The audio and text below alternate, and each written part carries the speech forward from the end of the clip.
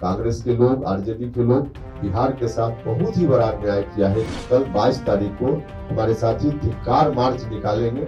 नमस्कार, आप देख रहे हैं केबीसी न्यूज। केंद्र से लेकर के राज्य तक के राजनीति में हलचल सी मची हुई है महिला आरक्षण बिल को लेकर के। महिला आरक्षण बिल जिस तरह से 16 तारीख को विपक्षियों की विरोध के बाद गिर गया, उसके बाद से सत्ता पक्ष के लोग बौखलाए हुए हैं।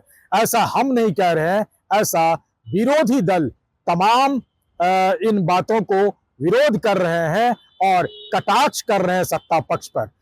देखिए, जिस तरह से कल भी बिहार की राजधानी पटना में मुख्यमंत्री सम्राट चौधरी के नेतृत्व में महिला आक्रोश मार्च निकाला गया, बीच सड़क पर मंच बनाया गया, हजारों लाखों ऐसे आम पब्लिक है जिनको कष्ट हुआ, जिनको गाड़ियां नहीं मिली, सवारियां नहीं मिली।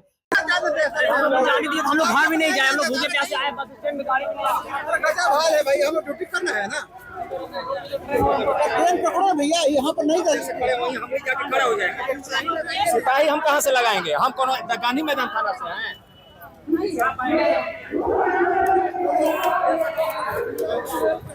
गांधी मैदान खाली रहते हुए भी बीच सड़क कारगिल चौक पर मंच बनाकर सभा किया गया मुख्यमंत्री सम्राट चौधरी के द्वारा, और उसका कारण था विपक्ष के द्वारा जो विरोध किया गया और नारी शक्ति वंदन अधिनियम जो बिल है उसके खिलाफ। इन तमाम पहलू को अगर देखा जाए तो अब नया एक मोड़ बिहार की राजनीति में आ रहा है कि एनडीए के अलग अलग घटक दल अब इसके विपक्ष के विरोध में नारी शक्ति वंदन अधिनियम बिल के सपोर्ट में मार्च करेंगे। और आपको आज ताजा मामला अगर बता दूं कि राष्ट्रीय लोक मोर्चा के सुप्रीमो उन्होंने ये बोला है कि कल यानी बुधवार को पटना में एक बड़ा मार्च निकाला जाएगा और वो मार्च के अगुवाई करेंगे उपेंद्र कुशवाहा। जी हाँ, तो उपेंद्र कुशवाहा ने आज प्रेस को संबोधित करते हुए इस मार्च को लेकर के धिक्कार मार्च नाम दिया है, और इस धिक्कार मार्च को लेकर के क्या कुछ कह रहे हैं जरा आप सुनिए। हमारी भारत की सरकार आदरणीय प्रधानमंत्री नरेंद्र मोदी जी के नेतृत्व में देश की आधी आबादी को उनका हक देने जा रही थी। अभी जो बिल आया था उसमें SC ST की महिलाओं को प्रतिनिधित्व देने की व्यवस्था थी। विपक्ष के लोगों ने सवाल उठाया कि OBC वर्ग की महिलाओं को प्रतिनिधित्व नहीं दिया जा रहा है। हमारी पार्टी ने इस बिल का समर्थन किया और हमारी राय अभी भी है कि उस बिल को पास होना चाहिए था, क्योंकि महिलाओं के लिए इतना बड़ा कदम भारत की सरकार ने उठाया था। या ठीक है कि फिलहाल OBC वर्ग की महिलाओं के लिए आरक्षण की व्यवस्था उसमें नहीं थी, लेकिन अभी जो स्थिति है उस स्थिति के हिसाब से फिलहाल ऐसा करना संभव नहीं था। अगर ऐसा करना संभव होता तो भारत की सरकार जरूर करती। अभी जितना महिलाओं को दिया जा रहा था, महिलाओं की पुरानी मांग रही है, सिर्फ महिला नहीं बल्कि देश की मांग रही है कि महिलाओं को रिजर्वेशन मिलना चाहिए। तो ऐतिहासिक कदम हमारी सरकार उठा रही थी जिसको इन लोगों ने रोक दिया है। डिलिमिटेशन होना चाहिए, सीटों की संख्या लोकसभा हो या राज्यों की विधानसभा वहां बढ़नी चाहिए, क्योंकि हमारा संवैधानिक अधिकार है। संविधान ने हमको अधिकार दिया है कि हमारी संख्या बढ़े, और इसलिए हमने उस अभियान का नाम दिया था संवैधानिक अधिकार परिसीमन सुधार।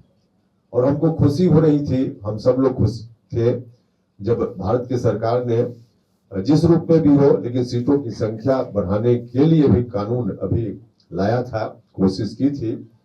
हम बार बार उस वक्त भी कह रहे थे कि यदि 2011 की जनगणना के आधार पर ही परिसीमन हो तो बिहार में अभी लोकसभा क्षेत्रों की संख्या 40 है, उसकी जगह 60 हो सकती है। हम लोग बहुत प्रसन्न थे जब भारत की सरकार ने अभी 40 से 60 लोकसभा क्षेत्रों की संख्या लाने का निर्णय लिया, और इसके लिए भी बिल था।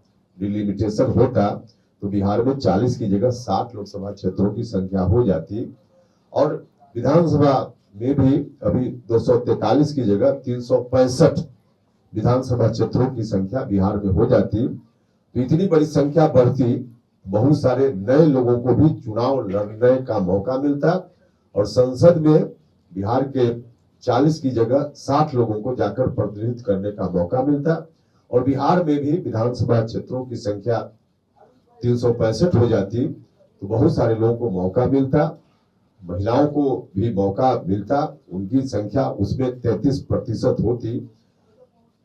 तो विपक्ष के लोगों ने इसको भी नहीं होने दिया।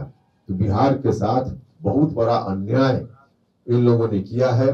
कांग्रेस के लोग, आरजेडी के लोग बिहार के साथ बहुत ही बड़ा अन्याय किया है इन लोगों ने और इस अन्याय को हम जनता के बीच जाकर कहेंगे लोगों से। कितना अच्छा बिहार के लिए शुभ अवसर था कि 40 की जगह 60 जो हम लोग आंदोलन कर रहे थे, अभियान चला रहे थे, हम लोग की मांग लगभग पूरी होने वाली थी, लेकिन इन लोगों ने मांग पूरी नहीं होने दी।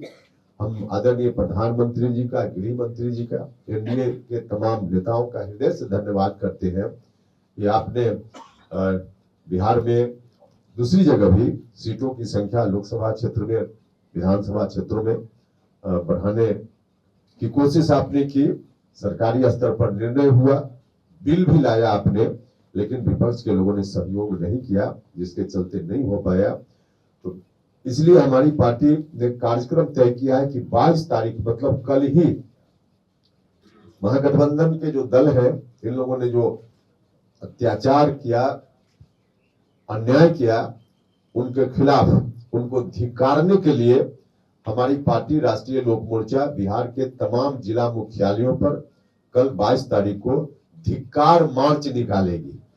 धिक्कार मार्च पटना में भी और राज्य के विभिन्न जिला मुख्यालयों में हमारे साथी धिक्कार मार्च निकालेंगे और धिक्कार मार्च के माध्यम से हम आम जनता के बीच इन बातों को ले जाएंगे कि किस तरह से इन लोगों ने बिहार के साथ अन्याय